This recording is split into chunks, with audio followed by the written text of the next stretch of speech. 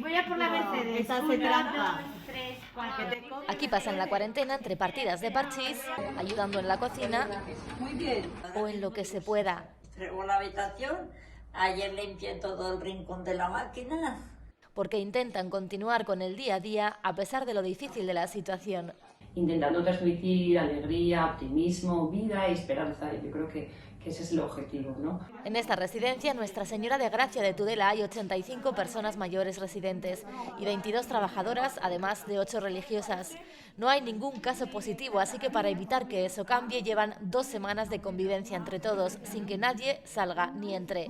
Es imposible mantener la distancia social con ellos, el trabajo es muy cercano y por ello lo que hemos decidido es extremar las medidas de confinamiento hasta que la situación de alarma disminuya.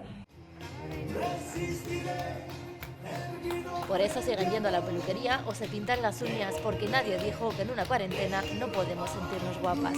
Y sobre todo, intentan mantener el espíritu positivo. No me doy cuenta de lo que va a pasar mañana, sino el presente. Aquí y ahora, que el presente se le llama regalo.